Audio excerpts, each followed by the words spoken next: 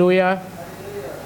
இன்றைய கிறிஸ்தவன் சார்பாக கொடுக்கப்பட்ட தலைப்பு நமது வாழ்க்கை பயணத்தில் உயிர்த்தெழுந்த கிறிஸ்துவை சந்தித்தல், encountering the risen Christ on our walk in life.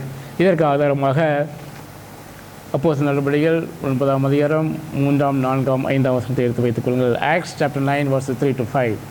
அவன் பிரயாணமாய் போய் டமஸ்குவுக்கு சமீபித்த போது சடுதியிலே வானத்திலிருந்து ஒரு ஒளி அவனை சுற்றி பிரகாசித்தது. அவன் தரையில் விழுந்தான். அப்பொழுது சவுலே சவுலே, நீ என்னை ஏன் துன்பப்படுத்துகிறாய் என்று தன்னுடனே சொல்கிற ஒரு சத்தத்தை கேட்டான்.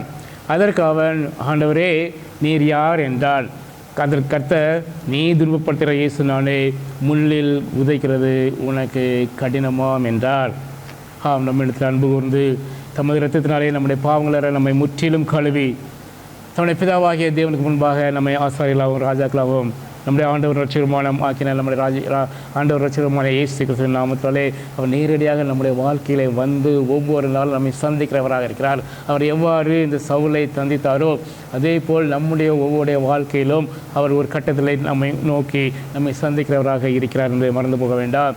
மரித்தேன், ஆனாலும் சதா காலையில் உயிரோடு இருக்கிறேன், மரணத்திற்கும் பாதாளத்தினுடைய திறவுகளில் நான் உடையவராக இருக்கிறேன் சொன்ன நம் கர்த்தர் நம் ஒவ்வொருடைய வாழ்க்கையிலும் நேரடியாக என்கவுண்டர் பண்ணுகிறவராக இருக்கிறார்.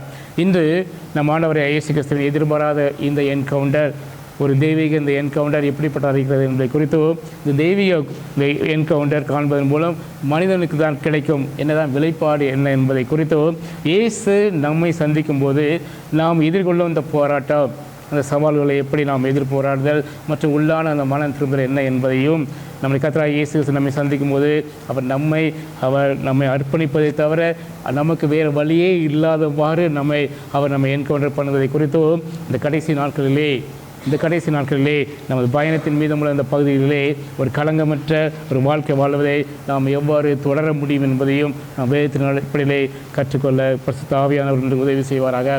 முதலாவதாக நமது ஆண்டவராகிய இயேசு கிறிஸ்துவின் எதிர்பாராத அந்த தெய்வீக அந்த என்கவுண்டர் எப்படிப்பட்டதாக இருக்கிறது?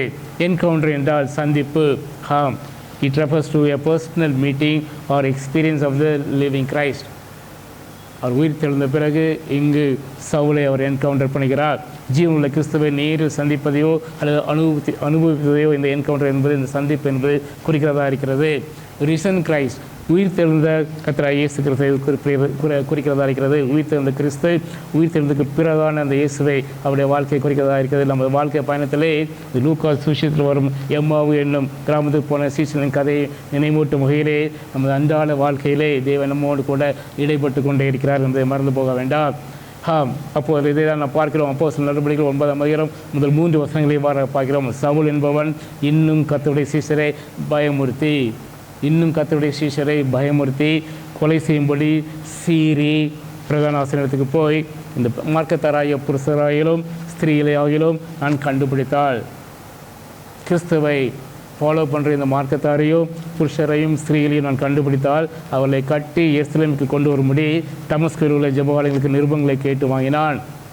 3ஆம் வசனத்தில் பார்க்கிறோம். அவன் பிரயாணமாய் போய் டமஸ்குவுக்கு சமைத்த போது சடுதியிலே வானத்திலிருந்து ஒரு ஒளி அவனை சுற்றி பிரகாசிக்கிறது. நாம் எப்பொழுதெல்லாம் தேவனுடைய சித்தத்திற்கு எதிர்மாறாக நாம் நடக்கும் பொழுது தேவன் நம்ம ஒவ்வொருவரை குறித்தும் ஒரு திட்டத்தை அவர் வைத்திருக்கிறார். ஒரு தெய்வீக திட்டத்தை அவர் நாம் பிறக்கும் போதே, நாம் பிறப்பதற்கு முன்பதாகவே நம்மை குறித்து அவர் எழுதி வைத்திருக்கிறார். இந்த ஆண்டிலே இந்த மகன் இந்த ஊரிலே பிறப்பான், அவனை கொண்டு நான் செய்யக்கூடிய காரியங்கள், செய்ய வேண்டிய காரியங்கள் இவை என்று அவர் ஒரு பிளான் வைத்திருக்கிறார். அந்த பிளானுக்கு எதிராக நாம் நடக்கும் பொழுது, அந்த பிளானுக்கு எதிராக, தேவனுடைய சித்தத்திற்கு எதிராக நாம் நடக்கும் பொழுது அங்கே ஒரு குறுக்கிடுதல் வருவதை நாம் பார்க்கிறோம். இங்கே சவுல் என்ன செய்தான்? தேவனுடைய திட்டத்திற்கு எதிராக சென்று கொண்டிருக்கும் போது டமஸ்குவுக்கு செல்லும் வழியிலே நமது ஆண்டவராகிய இயேசு கிறிஸ்து அவரை சந்தித்தார். இந்த சவுலின் பயணத்தில் நோக்கம் என்னவாக இருந்தது நாம் சற்று பார்க்கும்பொழுது முதல் 2 வசனங்களை பார்க்கிறோம். சவுல் என்பவன் இன்னும் கர்த்தருடைய சீஷரை பயமுறுத்தி கொலை செய்யும்படி சீறி பிரதான ஆசிரியத்தில் போய் அவன் நிருபங்களை வாங்கி கொள்கிறான். எதற்காக வாங்கிறான்? இந்த கர்த்தராகிய இயேசு கிறிஸ்துவை ஃபாலோ பண்ணுகிற இந்த மார்க்கத்தாராய புருஷராயிலும் ஸ்திரீயாயிலும் நான் கண்டுபிடித்தால், எங்கெங்கெல்லாம் நான் கண்டுபிடிக்கிறேனோ எல்லாரையும் அவளை கட்டி எருசலேமுக்கு நான் கொண்டு வரும்படி பெர்மிஷன் வாங்குகிறான். தமஸ்குவில் உள்ள ஜெபஆலயங்களுக்கு நிருபங்களை கேட்டு வாங்கி கொண்டு அவன் சொல்கிறதை பார்க்கிறோம். இதை கர்த்தர் பார்த்தால் அங்கே என்கவுண்டர் நடைபெறுகிறது. இங்கே என்ன நடந்தது? அப்போது 9:3 பார்க்கிறோம். பிரயாணமாய் போய் தமஸ்கு சமீபித்த போது சடிதிலே வானத்திலிருந்து ஒரு ஒளி அவனை சுற்றி பிரகாசித்தது. அவன் தரையிலே விழுந்தான். இதிலிருந்து நமக்கு கிடைக்கிற நாம் கற்றுக்கொள்ள வேண்டிய பாடம் என்ன? நாம் அவர்களிடமிருந்து வெகு தொலைவில் செல்லும்போது, அவருடைய திட்டத்திற்கு எதிராக மாறாக நாம் செயல்படும்போது, இயேசு அடிக்கடி நம்மை சந்தித்து தமது பிரசனத்தினால் நமது திட்டங்களுக்கு அவர் இடையூறு செய்கிறார். மறந்து போக வேண்டாம். Yes, God interrupts our way when we go against God's plans. நாம் தேவனுடைய திட்டத்திற்கு எதிராக செல்லும் பொழுது தேவன் நம்மை வழியிலே குறிக்கிறத பார்க்கிறோம். Another example from Old Testament, யோனா. பழைய ஏற்பாட்டிலிருந்து மற்றொரு உதாரணம் யோனாவை எடுத்துக்கொள்ளுங்கள். யோனா 1 அதிகாரம் 4 வசனத்திலே அதை பற்றி நாம் பிரீஃப் பார்க்க முடியும். யோனா chapter 1 verses 1 to 4. அமிதாயின் குமாரனான யோனாவுக்கு கர்த்தருடைய வார்த்தை உண்டாகி, அவர், நீ எழுந்து மகா நகரமாகிய நினிவேக்கு நேரே போய் அதற்கு விரோதமாக பிரசங்கி, அவருடைய அக்கிரமம் என் சமூகத்தில் வந்து எட்டினது என்றார்.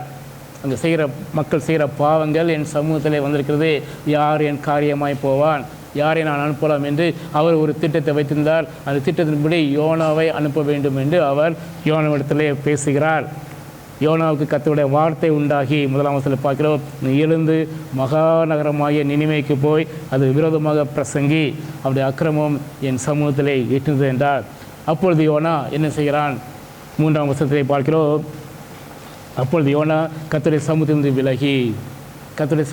விலகி தர்சிஸ்க்கு ஓடி போகும்படி எழுந்து யோப்பாவுக்கு போய் தர்சிஸ்க்கு போகிற ஒரு கப்பலை கண்டு கூலி கொடுத்து தான் கர்த்தருடைய சமூகத்திலிருந்து விலகும்படி அவர்களோடைய தர்சிஸ்க்கு போக கப்பல் ஏறினான். தேவன் போ என்று சொல்லிய அந்த நகரம் வேறே, நினிவே பட்டணம். ஆனால் இவன் தர்சிஸ்க்கு போகிறான். இந்த ஆப்போசிட் டைரக்ஷனில் போகிறான். நடந்தது என்ன? 4 வசனத்தில் பார்க்கும், கர்த்தர் சமுத்திரத்தின் மேல் பெருங்காற்றை வரவிட்டார். தேவன் தம்முடைய திட்டங்களை நிறைவேற்றும் போது அதற்கு எதிராக வருகிற எல்லா தடைகளையும் அவர் மாற்றுகிறவராக இருக்கிறார். மறந்து போக வேண்டாம். அதனால் கடலில் என்ன உண்டாயிற்று? கப்பல் உடையும் என்று நினைக்கத்தக்கதாக ஒரு பெரிய கொந்தளிப்பு உண்டாயிற்று. நீங்கள் தொடர்ந்து வாசித்தீங்கன்னா 14 வசனத்தில் வர 14-17 வரை பார்க்கும்போது 14 வசனத்தில் பார்க்கலாம். அப்பொழுது அவர்கள் கர்த்தரை நோக்கி கூப்பிட்டு, கர்த்தாவே, இந்த மனுஷனுடைய ஜீவன் நிமித்தம் எங்களே அழித்துப்படாத ஐயோ. அதுக்குள்ள மாலுமிகளெல்லாம் சொல்கிறாங்க, அந்த ஷிப்பில் ட்ராவல் பண்ண எல்லா சீரியஸ் சொல்கிறாங்க, எங்களை அழித்துப்படாதையும் குற்றமில்லாத இந்த இரத்த பலியை எங்கள் மேல் சுமத்தாதையும் தேவரீர் கர்த்தர் உமக்கு சித்தமாக இருக்கிறபடி செய்கிறேன் என்று சொல்லி யோனாவை எடுத்து சமுத்திரத்தை போட்டு விட்டார்கள். சமுத்திரம் தன் மும்முரத்தை விட்டு அமர்ந்தது. அப்போது அந்த மனுஷன் கர்த்தருக்கு மிகவும் பயந்து கர்த்தருக்கு பலியிட்டு பொருத்தனை பண்ணினார்கள். 17 வசனத்தில் பார்க்கிறோம், அங்கேயும் தேவன் அவனை விடவில்லை. யோனாவை விழுங்கும்படி ஒரு பெரிய மீனை கர்த்தர் ஆயத்தப்பட்டிருந்தால் அந்த மீன் வயிற்றிலே யோனா ராப்பகல் 3 நாள் இருந்தான். தேவனுடைய அழைப்பிற்கு எதிராக கடந்து செல்லும்போது, அவர் சொன்ன காரியத்தை செய்யாமல் அதற்கு ஆப்போசிட்டாக நாம் போகும்போது தேவன் நம்முடைய வாழ்க்கையிலே குறிக்கிறவராக இருக்கிறார். இந்த யோனாவுடைய பயத்திலே நாம் இன்னும் அதிகமாக பார்க்க வேண்டும் என்றால் அதன் நோக்கம் என்னதாக இருந்தது? யோனாவுடைய பயணத்தின் நோக்கம் என்னதாக இருந்தது? What was Jonah's intention of his journey? Opposite டைரக்ஷனில் போகிறதுக்கு பார்க்குறான். அவனுக்கு கர்த்தர் சொன்ன அந்த நினைவை பட்டணத்துக்கு போகிறதுக்கு இஷ்டமில்லை. அவன் தரிசனத்துக்கு ஓடி போகிறான். How was the divine confrontation of our God here in Jonah's case? ஜோனாவுடைய வாழ்க்கையிலே அவருடைய குறுக்கீடு எப்படிப்பட்டதாக இருந்தது? 4 வசனத்தில் பார்க்குறோம், சமுத்திரத்தின் மேல் ஒரு பெருங்காற்றை வரவிட்டார். அவனுடைய வழியிலே, அவன் செய்கிற வழியிலே அங்கே ஒரு பெரிய காற்றை அவர் வரவிட்டார். அதனாலே கடலில் உள்ள கப்பல் உடையும் என்று நினைக்கத்தக்கதாக பெரிய கொந்தளிப்பு கடலில் ஏற்படுகிறது. நமக்கு தெரியும் இந்த கதை. நோவாவை எடுத்து சமுத்திரத்திலே போட்டு விட்டார்கள். சமுத்திரம் தன் மும்முரத்தை விட்டு அமர்ந்தது. அவருடைய சித்தத்தை நாம் பார்க்க வேண்டும் என்றால் 4 அதிகாரம் 10-11 பார்க்க முடியும். எதற்காக அவர் சொல்கிறார்? அதுக்கு தான் கர்த்தர் சொல்கிறார், நீ பிரயாசப்படாததும் வளர்க்காததும் ஒரு ராத்திரியிலே முளைத்ததும் ஒரு ராத்திரியிலே அழிந்து போனதுமான அந்த ஆமனுக்காக நீ பரிதளிக்கிறாயே. வலது வைக்கும் இடது வைக்கும் வித்தியாசம் தெரியாத 120,000 பேருக்கு அதிகமான மனுஷரும் அநேக மிருக ஜனங்களும் அங்கே இருக்கிற அந்த மகா நகரமாகிய நினைவுக்காக நான் பரிதேமையாமல் இருப்பேனோ என்று அவர் அங்கலாய்க்கிறதை நாம் பார்க்கிறோம். அதுதான் இன்று நம்முடைய வாழ்க்கையில் அவர் எதிர்பார்க்கிறார். இன்னும் எத்தனையோ ஜனங்கள், நம்மை சுற்றி இருக்கிற ஜனங்கள் இன்னும் அவரை அறியாமல் இருக்கிறார்கள். நாம் அவர்களுக்காக நாம் என்ன செய்கிறோம்?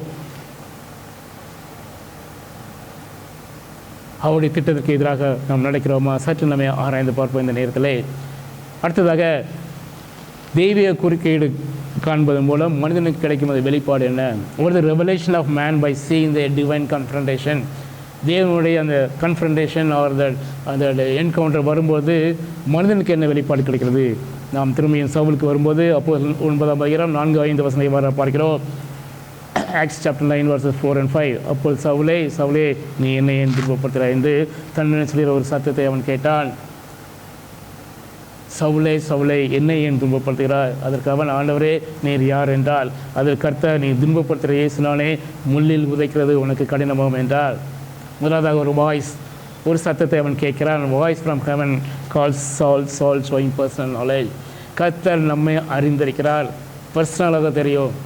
ஒவ்வொருத்தரும் அவருடைய பேர், அவர் எங்கே இருந்தாங்க எல்லாம் கர்த்தருக்கு தெரியாத காரியமே இல்லை. நாம் அவருடைய சமூகத்திலிருந்து எங்கும் ஓடி ஒளிய முடியாது. நம்முடைய இன்டென்ஷனை அவர் அறிவார். நம்முடைய ஒவ்வொரு இருதயத்தின் அந்த என்னென்ன காரியங்கள் நாம் திட்டமிடுகிறோம் என்பதை அவர் அறிவார். ஐயா சவுளை பார்த்து, சவுளை சவுளை என்னை ஏன் துன்பப்படுத்துகிறாய்? இங்கு பேச ஒரு உருவமாக அவர் பேசவில்லை, சவுளில் நேரடியாக பேசுகிறார். தம் ஜீவனுள்ள பிரசனத்தை அவர் வெளிப்படுத்தினார். மரித்தார், அவன் அடக்கம் பண்ணப்பட்டார், 3 நாள் உயிர்த்தெழுந்த பிறகு அவர் இங்கே சந்திக்கிறதை நாம் பார்க்கிறோம். உயிர்த்தெழுந்த கிறிஸ்து இங்கே சவுளை நான் சந்திக்கிறதை நான் பார்க்கிறோம். இதை பரலோகத்திலிருந்து வந்த அந்த குரலானது ஏற்கனவே இயேசுவின் அந்த அடையாளத்தை உறுதிப்படுத்துவதற்காக அல்ல, மாறாக அவருடைய சர்வ வல்லமையுள்ள அழைப்பையும் அவருடைய கிருபையும் வெளிப்படுத்துவதற்காகவே இந்த வாய்ஸ் வருவதை நாம் பார்க்க முடியும். அதே தான் யோனாவுடைய வாழ்க்கையில் நாம் பார்க்க முடியும். யோனா 1:3 பார்க்கிறோம். 2ஆம் தரம் கர்த்தருடைய வார்த்தை யோனாவுக்கு உண்டாகி, அவர் நீ எழுந்து மகாநகரமாக அவன் அங்கே ரிப்பண்ட் ஆகி வெளியே வந்த பிறகு கர்த்தர் அங்கே மீட் பண்ணிக்கிறத நான் பார்க்கிறோம். நீ எழுந்து மகாநகரமாக நினைவுக்கு போ, நான் உனக்கு கற்பிக்கும் வார்த்தையை அதுக்கு விரோதமாக பிரசங்க என்றால், யோனா எழுந்து கர்த்தருடைய வார்த்தையின்படியே இப்பொழுது நினைவுக்கு போகிறான். எப்பொழுது? மீனின் வயிற்றிலிருந்து மீன் 3 நாள் கழித்து அந்த கரையிலே கக்கின பிறகு அவன் அந்த 2ஆம் அதிகாரத்தை நீங்கள் பார்த்திருந்தால் முழுவதுமாக மீன் வைத்திருந்து அவர் எவ்வாறு ஜெபித்தான், எவ்வாறு ரிப்பண்ட் பண்ணான் என்பதை பார்க்க முடியும். அதன் பிறகு அவன் நினைவைக்கு 3 நாள் பிரயாண விஸ்தாரமான மகான் அந்த நகரத்திற்கு அவன் செல்கிறான், நினைவைக்கு கலன் செய்கிறான். இங்கே ஒரு கொஸ்டினை அவர் கேட்கிறார், ஒய் ஆர் யூ ப்ரோசிக்யூட்டிங் மீ? இது கர்த்தர் இயேசு கிறிஸ்து தன்னை சபையோடு அவர் பிள்ளைகளோடு கூட அவர் அங்கு உருவகப்படுத்துகிறது, அவர் ஐக்கியமாக இருக்கிறதை நான் பார்க்க முடியும். முழுமையாக அவர் அடையாளப்படுத்துகிறார். அவன் யாரை? கிறிஸ்துவை ஃபாலோ பண்ணுற பிள்ளைகளை, கிறிஸ்தவ மார்க்கத்தாரை, ஸ்திரீகளினாலும் சரி புருஷனாலே அவரை கட்டி கொண்டு வரும்படி, அவரை துன்பப்படுத்தும்படி, கொலை செய்யும்படி கொண்டு வருவதற்காக தான் அவன் நிருபத்தை வாங்கி கொண்டு செய்கிறான். ஆனால் கர்த்தர் இங்கே என்ன சொல்கிறார்? நீ என்னை ஏன் துன்பப்படுத்துகிறான்னு சொல்கிறார். தன்னுடைய சொந்த இரத்தத்தை சிந்தி சபையை ஒரு உண்டாக்கிவிட்டார். மறந்து போக வேண்டாம், உலகத்தில் உள்ள 800 கோடி மக்களுக்காகவும் தம்முடைய இரத்தத்தை அவர் சிந்திருக்கிறார். ஒவ்வொரு துளி இரத்தமும் அந்த வெளியேறப்பட்ட அந்த ஆத்மாக்காக சிந்தப்பட்டது. மறந்து போக வேண்டாம். ஆகையால் தான் இங்கே அவர் சொல்கிறார், சவுலே சவுலே என்னை ஏன் துன்பப்படுத்துகிறார் என்று தன்னுடைய சொல்கிற அந்த சத்தத்தை அவன் கேட்டதாக நான் பார்க்கிறோம்.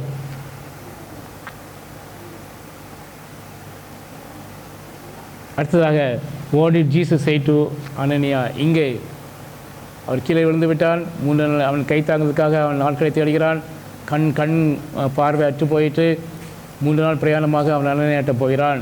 அப்பொழுது அங்கே என்ன சித்தத்துக்காக நான் சவுலை தேர்ந்தெடுத்தேன் என்பதை நான் பார்க்க முடியும். அப்போது நடவடிக்கைகள் 9ஆம் அதிகாரம் 15-16 பார்க்கிறோம். அதற்கு கர்த்தர் அனனியாட்ட போய், அனனியாவே நீ போ, அவன் புரஜாதிகளுக்கும் ராஜாக்களுக்கும் இஸ்ரவேல் புத்திரருக்கும் என்னுடைய நாமத்தை அறிவிக்கிறதுக்காக நான் தெரிந்து கொண்ட பாத்திரமாக இருக்கிறான். ஹல்லேலூயா. அவன் என்னுடைய நாமத்தின் நிமித்தம் எவ்வளவாய் பாடுபட வேண்டும் என்பதை நான் அவனுக்கு காண்பிப்பேன் என்று சவுலை குறித்த அந்த திட்டத்தை அங்கே அனனியாவுக்கு சொல்கிறத நான் பார்க்கிறோம். அப்படி திங்க் பண்ணி பாருங்கள். தேவன் ஒவ்வொருவரை குறித்து ஒரு பெரிய திட்டம் வைத்திருக்கிறார். அந்த திட்டத்தை அவர் நிறைவேற்றியே தேர்வார். நம்முடைய வாழ்க்கையில் என்ன நடந்தாலும், என்ன விதமான தடைகள், என்ன விதமான நம்முடைய ரிபலியன் நேச்சர் நம்ம அதற்காக எதிராக ஓடுகிறது, எல்லாவற்றையும் அவர் அறிவார். அவன் கடைசியிலே அவர் செய்ய நினைத்ததை அவர் செய்து முடிப்பார். யோனாவுடைய காலத்தில் நாம் பார்க்க முடியும். யோனா 3:10 பார்க்குறோம். அவர்கள் தங்கள் பொல்லாத விளையிட்டு திரும்பினார்கள் என்று தேவன் அவருடைய கிரைகளை பார்த்து தாம் அவர்களுக்கு செய்வேன் என்று சொல்லியிருந்தார். தீங்கை விட்டு மனசவப்பட்டு அதை செய்யாதிருந்தார். 1,20,000 பேர்களை அவர் காக்க வேண்டும். இந்த பாவ வாழ்க்கையிலிருந்து அவர்களை திருப்ப வேண்டும். அதற்கு அவர் ஒரு ஆத்மாவை அவர் தேடினார், யோனாவை தேடினார், செய்து முடித்தார். யோனா மனம் திரும்பி அவனுக்கு ஆண்டவரே இதோ அடியேன் என்றான். அப்பொழுது கர்த்தர், நீ எழுந்து நேர்த்திரு எண்ணப்பட்ட தேர்வுக்கு போய் யூதாவின் வீட்டை தர்சு பட்டணத்தாய் சவுல் என்னும் பேருள்ள ஒருவனை தேடு, அவன் இப்பொழுது ஜெபம் பண்ணுகிறான். தேவனுடைய பிள்ளைகளை பிடிப்பதற்காக சென்றவன் இங்கே ஜெபம் பண்ண ஆரம்பித்து விட்டான். அனனியாவுக்கு தெரியாது. அனனியாவுக்கு தெரிந்தது சவுலை பற்றி என்றால், ஐயோ அவன் கொடூரமான ஆள், உண்மை பின்பற்றி நடக்கிற எல்லாரையும் அவன் பிடித்து கொண்டு போது தான் வந்து கொண்டிருக்கிறான் என்று நான் அறிவேன் அப்படிங்கிறான். அவன் கத்த சொல்கிறாள், அவன் ஜெபம் பண்ணுகிறான். Just one encounter. 12 அனனியா என்னும் பெயருள்ள ஒரு மனுஷன் தனது வரவும் தான் பார்வை அடையும்படி தன்னில் கை வைக்கும் தரிசனம் கண்டான் என்றார். கர்த்தர் ரெண்டையும் செய்கிறார். இவனுக்கும் தரிசனம் கொடுக்குறாரு, அவனுக்கும் தரிசனம் கொடுக்குறாரு. அனனியாவுக்கு நேரப்போ ஜெபம் பண்ணி கொண்டிருக்கிறான். 13 அதுக்கு அனனியா, ஆண்டவரே இந்த மனுஷன் எருசலேமில் உள்ள உம்முடைய பரிசுத்தவான்களுக்கு எத்தனையோ பொல்லாங்களை செய்தான் என்று அவனை குறித்து அநேகராக நான் கேள்விப்பட்டிருக்கிறேனே. இங்கேயும் உம்முடைய நாமத்தை கொள்ளுகிற யாவரையும் கட்டும்படி அவன் பிரதான ஆசிரியர் அதிகாரம் பெற்றிருக்கிறான் என்றான். அதற்கு கர்த்தர் 15 நீ போ, அவன் பிரஜாதிகளுக்கும் ராஜாக்களுக்கும் இஸ்ரவேல் புத்திரருக்கும் என்னுடைய நாமத்தை அறிவிக்கிறதுக்காக நான் தெரிந்து கொண்ட பாத்திரமாக இருக்கிறான். ஹல்லேலூயா. நம்முடைய ஒவ்வொருவருடைய வாழ்க்கையை அவர் தொடும் பொழுது நாம் அவருக்கு பிரயோஜனமுள்ள ஒரு பாத்திரமாக மாற்றப்படுவோம். மறந்து போகாதீர்கள். ஏனென்றால் நம்மை கொண்டு செய்ய நினைத்ததை தேவன் நிறைவேற்றுவார். எப்படி? நம்ம இதயத்தை மாற்றி, நம்முடைய வாழ்க்கையை மாற்றி, நம்முடைய பர்பஸையே மாற்றி, சுயத்தில் ஒரு பர்பஸில் நாம் நடந்து கொண்டு இருப்போம். எல்லாவற்றையும் மாற்றுவார் சொல்லி அவர் என்ன சொல்கிறார்? அவர் என்னுடைய நாமத்தின் எவ்வளவாய் பாடுபட வேண்டும் என்பதை நான் அவனுக்கு காண்பிப்பேன் என்று அவனை குறித்து சொல்லியிருந்தால் பார்க்கிறோம்.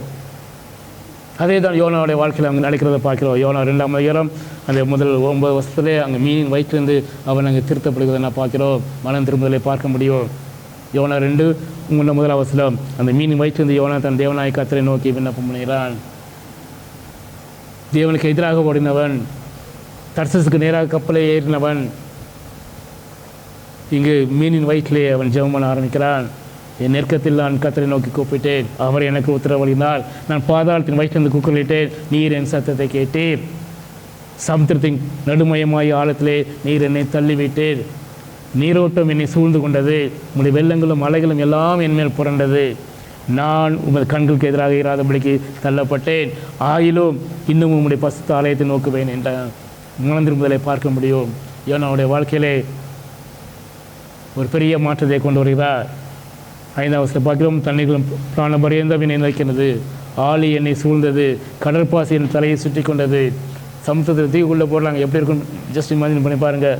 பருவதங்களின் அடிவாரங்கள் பரியந்தம் இறங்கினேன், எங்கே போகிறேன்னே தெரியாது. பூமியின் தாழ்பால் என்றென்றைக்கும் எனக்கு அடைக்கிறதா இருந்தது. ஆனாலும் என் தேவனாய் கர்த்தாவே, நீர் என் பிராணனை அழிவுக்கு தப்புவித்து. ஹல்லேலூயா. தேவன் ஒருபோதும் நம்மை கைவிடுவதில்லை.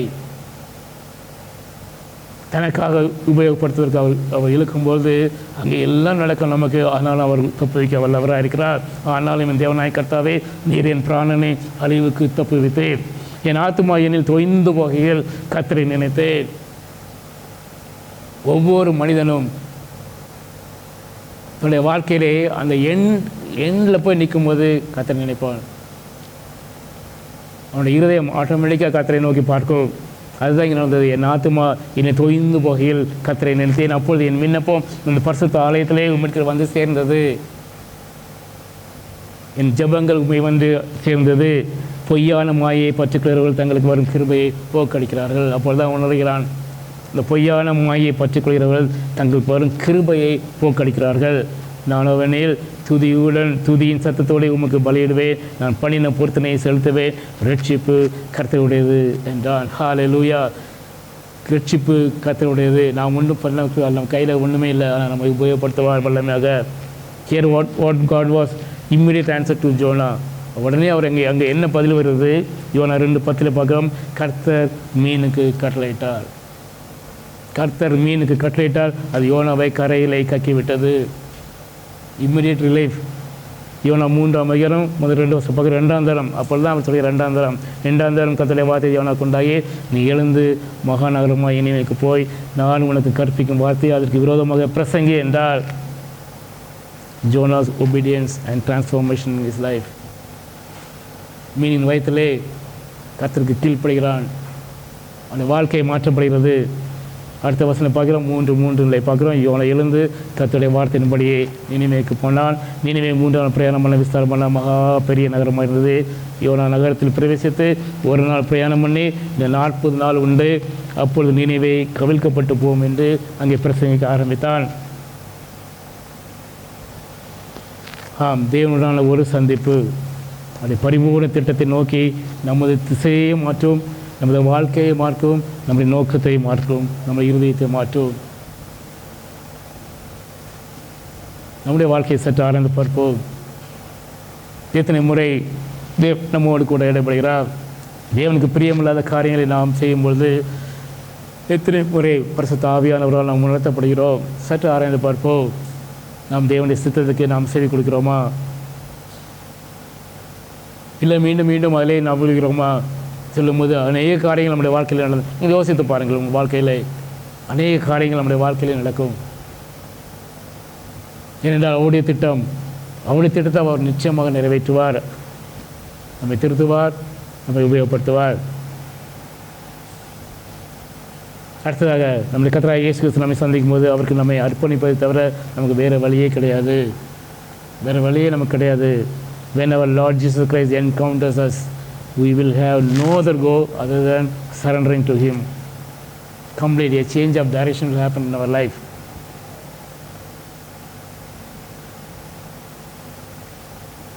ஆகியது தான் பிலிப்பர்கள் பரிசுத்த பவுல் சொல்கிறான், இந்த நெசசிட்டி ஆஃப் டோட்டல் சப்மிஷன், முழுமையான அந்த கீழ்ப்படின அவசியத்தை அங்கே சொல்லி நான் பார்க்க முடியும். பிலிப்பியர் 2:10-11 இயேசுவின் நாமத்தினாலே வானோர் பூதலத்தில் பூமியின் கீழனுடைய மனங்களையாகவும் முடங்க முடிக்கும். பிதாவாகி தேவனுக்கு மகிமையான இயேசு கிறிஸ்து கர்த்தர் என்று நாவுகளையாகவும் அறிக்கை பண்ண முடிக்கும். எல்லா நாமத்துக்கு மேலான நாமத்தை அவருக்கு தந்தறினார். உலகத்தில் உள்ள எல்லா கால்களும் முடங்கும். கீழானுடைய பூமியின் கீழானுடைய இயேசுவின் நாமத்தில் வானோர் பூதலத்தோர் பூமி கீழானுடைய முழங்கள் யாவும் முடங்கும் படிக்கும். பிதாவாகி தேவனுக்கு மகிமையாக இயேசு கிறிஸ்து கர்த்தர் என்று நாவுகள் யாவும் அறிக்கை பண்ண முடிக்கும். எல்லா நாமத்துக்கும் மேலான நாமத்தை அவர் தந்திருக்கிறார். அதுதான் அங்கே நடைபெற்று கொண்டிருக்கும் நம்முடைய வாழ்க்கையிலே. ஒவ்வொரு வாழ்க்கையில் நீங்கள் பார்க்க முடியும். ரோமருக்கு எழுதும்போது பரிசுத்த பவுல் புதிவாசல் ரோமர் 4:9-12 பார்க்குறோம். கிறிஸ்துவும் மரித்தோர் மேலும் ஜீவனுள்ள மேலும் ஆண்டவராக இருக்கும் பொருட்டு மரித்தும் எழுந்தும் பிழைத்தும் இருக்கிறார். மரித்தார், அவர் எழுந்தார், பிழைத்தும் இருக்கிறார். இப்படி இருக்க நீ உன் சகோதரனை குற்றவாளி என்று தெரிக்கிறது என்ன? இங்கே ரோமர் 4:6 இவரை கிறிஸ்த பவுலை பற்றி நான் பார்க்க முடியும். 11 பார்க்கிறோம். அந்தபடி முழங்கால் யாவும் எனக்கு முன்பாக முடங்கும், நாவு யாவும் தேவனை அறிக்கை பண்ணும் என்று என் ஜீவனை கொண்டு உரைக்கிறேன் என்பதாய் கர்த்தர் சொல்கிறார் என்று எழுந்திருக்கிறதே. ஆதலால் நம்மில் ஒவ்வொருவனும் தன்னை குறித்து தேவனுக்கு கணக்கு ஒப்புவிப்பான். அப்படி செய்கிற ஒவ்வொரு காரியங்களையும் ஒவ்வொரு கிரியைகளுக்கு நிமித்தமாக நாம் தேவனுக்கு நாம் கணக்கு ஒப்புவிப்போம். அதை உணர்ந்தவர்களாக நாம் வாழ்வோம். தேவன் நம்மை குறித்து செய்த திட்டங்களே அவருடைய அழைப்பிலே நாம் உறுதியாக இருக்கிறோமா? சற்று ஆராய்ந்து பார்ப்போம். ஆகிய தான் கர்த்தராகிய இயேசு கிறிஸ்து சொன்னார். லூக்கா 9:23 பார்க்கிறோம். ஒருவன் என் பின்னே வர விரும்பினால் அவன் தன்னைத்தானே வெறுத்து தன் சிலுவை அனுதினமும் எடுத்துக்கொண்டு என்னை பின்பற்ற கடவன். நம்முடைய வாழ்க்கையிலே, அன்றாட வாழ்க்கையிலே சிலுவையை எடுத்துக்கொண்டு நாம் நடக்கிறோமா? சற்று ஆராய்ந்து பார்ப்போம். அவரிடத்திலே இளைப்பாறுதல் உண்டு. நாம் சரணடையும் போது நாம் நம்மை முழுவதுமாக அவரிடத்தை ஒப்பு கொடுக்கும் பொழுது அவரிடத்திலே இளைப்பாறுதல் உண்டு. மத்திய 12:28-30 வருத்தப்பட்டு பாடம் செய்கிறவர்களே, எல்லாரும் இடத்தில் வாருங்கள், நான் உங்களுக்கு இளைப்பாறுதல்வேன். நான் சாந்தமும் மனத்தாழ்மையுமாக இருக்கிறேன். என் நுகத்தை உங்கள் மேல் ஏற்றுக்கொண்டு எனக்கு கற்றுக்கொள்ளுங்கள், அப்பொழுது உங்கள் ஆத்துமாக்களுக்கு இளைப்பாறுதல் கிடைக்கும். என் நுகம் மெதுவாயும் என் சுமை லகுவாயும் இருக்கிறது என்றார். நம்முடைய வாழ்க்கையை சற்று ஆராய்ந்து பார்ப்போம். எப்படிப்பட்ட வாழ்க்கையை நாம் வாழ்ந்து கொண்டிருக்கிறோம்? தேவனுடைய திட்டத்தை நிறைவேற்ற பாத்திரங்களாக நாம் வாழ்கிறோமா? சற்று ஆராய்ந்து பார்ப்போம். இன்னும் அவரை பற்றி குறித்து அறியாத ஜனங்கள், கோடிக்கணக்கான ஜனங்கள் நம்முடைய பாரத தேசத்தில் உண்டே. நாம் என்ன செய்கிறோம்? சற்று ஆராய்ந்து பார்ப்போம்.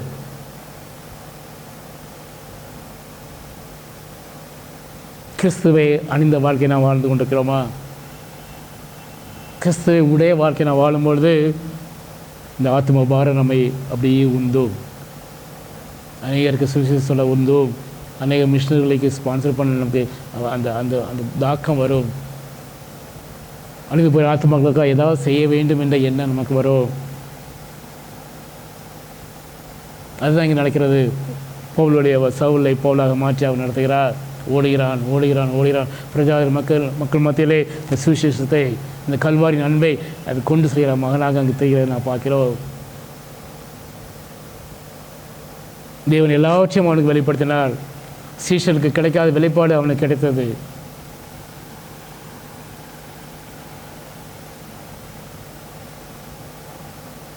எல்லா நாடுகளிலும் அவர் கூட்டி செல்கிறார். 13 நிருபங்களை எழுத வைக்கிறார். அவர் படாத பாடுகள் கொஞ்சம் நெஞ்சம் அல்ல. சிறையிலிருந்து அவர் எழுதுகிறார் நிருபங்களை முழுவதுமாக அவர் படுத்துகிறார். அதான் சொல்ல காலத்தில் 2 இருவர்களை கிறிஸ்துவனை கூட சிறையில் அறையப்பட்டேன், ஆயினும் பிழைத்திருக்கிறேன், ஆயினும் நான் இன்று உயிரோடு இருக்கிறேன், நீ நான் அல்ல, கிறிஸ்துவை என்னை ஒரு குரல் பிடித்திருக்கிறார். நான் இப்பொழுது இந்த மாம்சத்தை பிடித்திருக்கிறதோ என்னில் அன்பு கூர்ந்து எனக்காக தம்மை தாமே ஒப்புக் கொடுத்த தேவனுடைய குமாரனை பற்றும் அந்த விசுவாசத்தினாலே நான் பிடித்திருக்கிறேன் என்று நீங்கள் சொல்லிட பார்க்கிறோம். அவர் என்கவுண்டர் பண்ணும்போது அவருடைய சமூகத்திலே பணிந்து குனிந்து தலை வணங்குவோம். அதுதான் சங்கீதம் 95:6 பார்க்கும்போது நம்மை உண்டாகின கர்த்தருக்கு முன்பாக நாம் பணிந்து குனிந்து மங்காப்பையிட கடவோம் என்று இங்கே சங்கீதக்காரன் சொல்வதை பார்க்க முடியும்.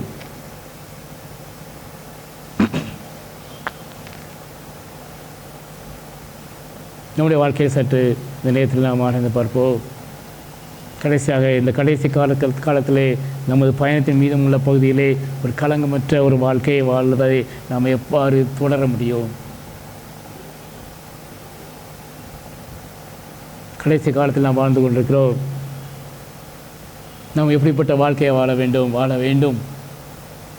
காலம் மிகவும் சௌகரியமாக இருக்கிறது.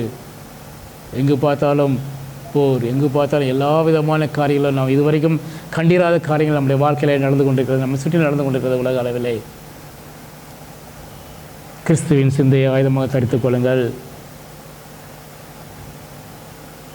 கிறிஸ்துவின் சிந்தை என்பது அவருடைய தாழ்மை, அவருடைய கீழ்ப்படுதல், அவருடைய சுய தியாகம்.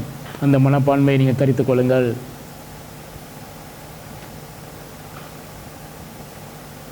கிறிஸ்துவின் சிந்தை என்பது சுயத்திற்கு மடிப்பது. 1 பேதுரு 4:1 பார்க்கிறோம். இப்படி இருக்க கிறிஸ்து நமக்காக மாம்சத்திலே பாடுபட்டபடியால் நீங்களும் அப்படிப்பட்ட சிந்தையை ஆயுதமாக தரித்துக் கொள்ளுங்கள். கிறிஸ்துவின் சிந்தை என்பது வாழ்நாள் முழுவதும் தேவனுடைய சித்தத்தை செய்வதாகும். Arm yourself with the attitude of Christ means doing God's will for the rest of one's life. 1 பேதுரு 4:2 1 Peter chapter 4 verse 2. ஏனென்றால் மாம்சத்தில் பாடுகிறவன் இனி மாம்சத்தில் இருக்கும் காலம் வரைக்கும் மனுஷனுடைய இச்சையின்படி பிழைக்காமல் தேவனுடைய சித்தத்தின்படி பிழைக்கத்தக்கதாக பாவங்களை விட்டு ஓய்ந்திருப்பான். அவனுடைய எண்ணம் எல்லாம் தேவனுடைய சித்தத்தை செய்வதே அவனுடைய எண்ணமாக இருக்கும். அதேதான் ரோமர் 12 பவுல் அப்போஸ்தலன் ரோமர் 12:1 சகோதரர் நீங்கள் உங்கள் சரீரங்களை பரிசுத்தமும் தேவனுக்கு பிரியமான ஜீவங்களை ஒப்புக் கொடுக்க வேண்டும் என்று தேவனுடைய இறக்கங்களை முன்னிட்டு உங்களை வேண்டிக் கொள்கிறேன். இதுவே நீங்கள் செய்யத்தக்க புத்திரானே, நீங்கள் பிரபஞ்சத்துக்கு ஒத்த வேஷம் தெரியாமல் தேவனுடைய நன்மையும் பிரியமும் பரிபான சித்தம் என்று பகுத்தறியத்தக்கதாக உங்களை மனம் புதிதாங்களே மறுரூபம் வாங்குதுன்னு சொல்லி நான் பார்க்க முடியும். கிறிஸ்துவின் சிந்தையை அணிந்தவர்களாக வாழ்கிறோமா? கிறிஸ்துவின் சிந்தையை நாம் அறிந்தவராக வாழும்பொழுது இந்த பாவத்தின் மீது நமக்கு ஒரு வெறுப்பு இருக்கும். இட்ஸ் எனஃப், பாவம் இதுவரைக்கும் செய்தது போதும் என்கிற அந்த மனப்பான்மை உங்களுக்கு வரும். அதுதான் 1 பேதுரு 4:3 பார்க்கிறோம். 1 Peter chapter 4 verse 3. சென்ற வாழ்நாட்களிலே நாம் பிரஜாதிகளுடைய இஷ்டத்தின்படி நடந்து கொண்டது போல போதும். அப்போது நாம் காம விகாரத்தையும் துர்ச்செயலையும் நடப்பித்து மதுபானம் பண்ணி களியாட்டு செய்து வெறி கொண்டு அருவருப்பான விக்கிரகனை நாம் செய்து வந்தோம். 4ஆம் அதிகாரத்தில் பார்க்கிறோம்.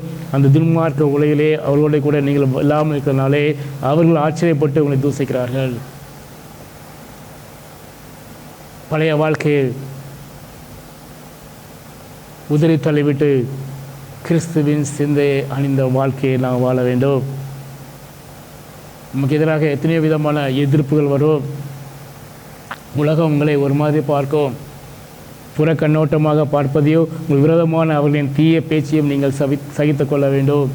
நடக்கும் நம்முடைய வாழ்க்கையிலே ஏனென்றால் நாம் கத்தற்காலம் வாழப் போகிறோம் அல்லவா? அப்பொழுது இந்த எதிர்ப்புகள் எல்லாம் வரும். கிறிஸ்துவின் சிந்தையை ஆயுதமாக தெரிந்து கொள்வது என்றால் உங்களுக்கு முன் வாழ்ந்த விசுவாசிகளின் முன்மாதிரியை நீங்கள் பின்பற்றுவதாகும். நமக்கு முன்னால் கடந்து சென்ற பரிசுத்தவானுடைய வாழ்க்கையில் நடந்த அந்த விசுவாசத்தை நாம் பின்பற்றுவர்களாக இருக்கிறோமா? சற்று ஆராய்ந்து பார்ப்போம். அடுத்ததாக கிறிஸ்துவின் வலது பாசம் இருக்கிற அந்த மேலானவையை நோக்குங்கள். கொலோசியர் 3 முதல் 3 வசனங்கள். நீங்கள் கிறிஸ்துவனை கூட எழுந்தது உண்டானால்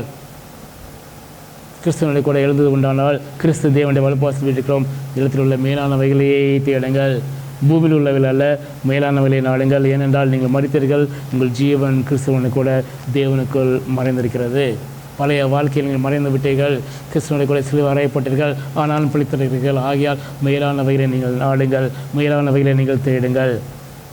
அடுத்த ஆவிக்கு ஏற்றபடி நடந்து கொள்ளுங்கள், அப்பொழுது மாம்ச இச்சையை நிறைவேற்றாதிருப்பீர்கள். கலாத்தியர் 5:15 கலாத்தியர்கள் பரிசுத்த பவுல் சொல்கிறான், இன்னும் நான் சொல்கிறேன் என்றால் ஆவிக்கு ஏற்றபடி நடந்து கொள்ளுங்கள், அப்பொழுது மாம்ச இச்சையை நிறைவேற்றாதிருப்பீர்கள். தேவன் விரும்புகிற அந்த பரிசுத்தமுள்ள வாழ்க்கையை உங்கள் வாழ முடியும் எப்பொழுது நீங்கள் ஆவினால், பரிசுத்த ஆவினால் நடத்தப்பட்ட வாழ்க்கையை நாம் வாழும்பொழுது.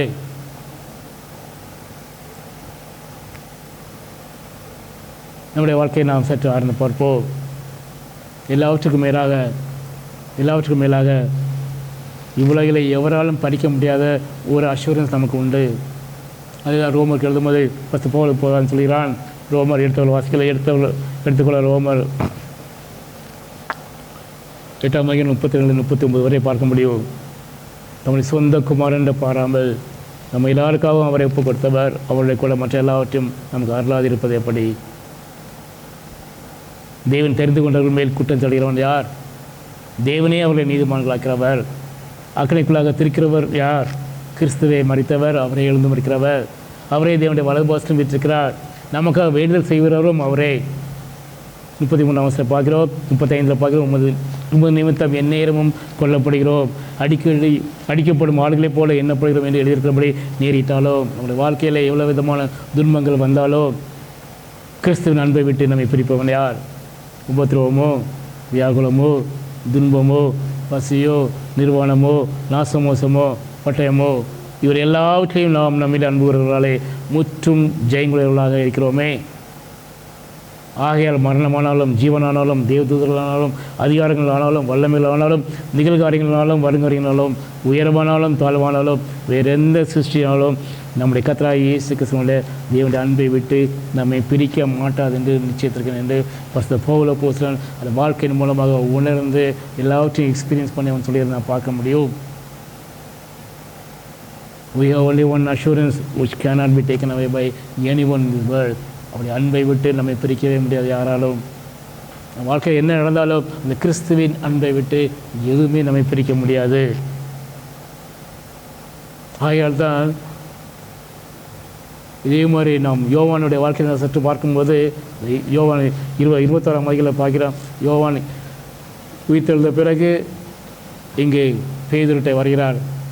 யோவான் 21:17 பார்க்க முடியும். 3 முறை அவற்றை கேட்கிறார் பேதுரை நோக்கி, யோனாவின் குமாரனாகிய சீமோனே, நீ என்னை நேசிக்கிறாயா என்றார். 3 முறை. ஒவ்வொரு முறையும் அவர் சொல்கிறார். முதலாவது முறை என் ஆட்டுக்குள்ளே மேய்ப்பாயாக என்கிறார். 2வது தடவை என் ஆடுகளை மேய்ப்பாயாக என்கிறார். 3வது முறை என் ஆடுகளை மேய்ப்பாயாக. அவருடைய உள்ளம், அவருடைய இருதயம் எல்லாம் அந்த ஆடுகள். இன்னும் அவரை அறியாத ஜனங்கள். கிறிஸ்துவின் அன்பை ருசி பார்க்காதவர்களுக்காக நாம் என்ன செய்கிறோம்? என்னை நேசிக்கிறாய் என்ற 3ஆம் தடவை தன்னை கேட்டபடினாலே பேதுரு துக்கப்பட்டு, ஆண்டவரே நீ எல்லாவற்றையும் மறந்திருக்கிறேன், நான் உண்மை நேசிக்கிறேன் என்பதை நீ அறிவீர் என்றால், இயேசு என் ஆடுகளை மேய்ப்பாயாக என்கிறார். ஒவ்வொரு ஆத்மா விலையேறப்பட்ட ஆத்மா அவருக்கு. ஏனென்றால் ஒவ்வொரு ஆத்மாவுக்காகவும் தன்னுடைய ஜீவனை அவர் கொடுத்திருக்கிறார், இரத்தத்தை சிந்திருக்கிறார். இந்த ஈரான் தேசத்தை நீங்கள் எடுத்துக்கொண்டீர்கள் என்றால் இப்போது போர் நடந்து கொண்டிருக்கிறது. அது ஹிஸ்டரி நீங்கள் பார்த்தீங்க என்றால் 1979ஆம் ஆண்டு 500 விசுவாசிகள். அங்கே பைபிள் யூஸ் பண்ண முடியாது, அறிவிக்க முடியாது, கர்த்தரை அறிவிக்க முடியாது, அவ்வளோ restriction. Personal encounter by Jesus. 1979 500 பேர் இருந்திருக்காங்க. மறைமுகமாக தேவனை விசுவாசித்து வாழ்க்கை நடத்துகிற கிறிஸ்டியன்ஸ். ஆனால் இப்பொழுது பார்க்கும்பொழுது முதல் 1 மில்லியனுங்கிறாங்க, 10 லட்சத்துக்கு மேற்பட்ட மக்கள் இருக்கிறாங்க. அந்த முஸ்லீம் நாட்டிலையும் தேவனை அறிந்த பிள்ளைகள் எல்லா நாடுகளிலும் நடந்து கொண்டிருக்கிறது. நம்முடைய தேசத்தில் நாம் நிறைய சாட்சிகளை பார்க்க முடியும். நம்முடைய வாழ்க்கையை சற்று இந்த நேரத்தில் ஒப்பு கொடுப்போமா?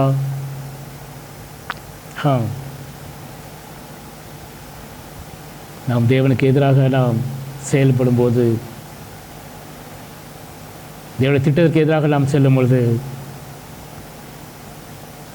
அவர் நம்முடைய வாழ்க்கையை அவர் மாற்றுகிறவராக இருக்கிறார். அந்த தெய்வீக குறுக்கீடு, அந்த எதிர்பாராத குறுக்கீடு எவ்வாறு சவுலுடைய வாழ்க்கை நடந்ததோ, எவ்வாறு யோனாவுடைய வாழ்க்கை நடந்ததோ, அதே போல் நம்ம அன்றாட வாழ்க்கையிலே அவருக்கு எதிராக நாம் நடக்கும்பொழுது நடக்கும். நம்ம சற்று ஆராய்ந்து பார்ப்போமா? முழுவதுமாக இந்த நேரத்திலே நாம் அவருக்கு ஒப்படைப்போமா? கிறிஸ்துவின் சிந்தையை ஆயுதமாக தரித்துக் கொள்வோமா? சுயத்திற்கு மறித்து தேவனுக்காக வாழ்வோமா? எஞ்சிய வாழ்நாள் முழுவதும் நாம் தேவனுடைய சித்தத்தின்படி நாம் நம்முடைய வாழ்க்கையை நாம் நடத்துவோமா? பழைய பாவ வாழ்க்கையின் மீது ஒரு வெறுப்பை கொண்டு வந்து அதிலிருந்து நாம் விடுபட்ட வாழ்க்கையை நாம் வாழ்வோமா?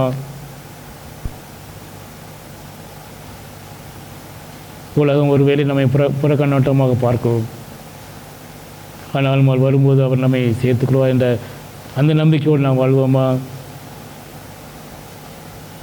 நமக்கு முன்பாக கடந்து சென்ற அந்த விசுவாசிகளுடைய இந்த பரிசுத்தவான்களுடைய வாழ்க்கையை நாம் பின்பற்றுவோமா?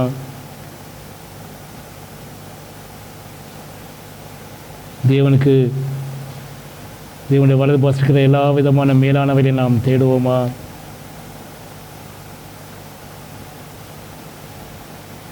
நம்முடைய வாழ்க்கையில் என்ன விதமான நிலைமையிலே நாம் கடந்து சென்றாலும் கிறிஸ்துவின் அன்பை விட்டு ஒன்றும் நம்மை பிரிக்க முடியாது. அந்த விசுவாசத்தோடு நாம் வாழ்வோமா? நல்ல பிதாவே, இந்த அருமையான நேர்காண நன்றி ராஜா. கத்தாவே அப்பா, மீண்டும் ஒரு முறை கத்தாவே எங்களோடு கூட இடைப்பட்டீங்க. நன்றி ராஜா. எங்களுடைய வாழ்க்கை பயணத்தில் கத்தாவே உயிர்த்தெழுந்த கிறிஸ்து ஒவ்வொரு நாளும் அப்போ நீங்கள் கத்தாவே எங்களோடு கூட இடைப்படுகிறீங்கப்பா. அதற்காக கோடான கொண்டு நன்றி ராஜா.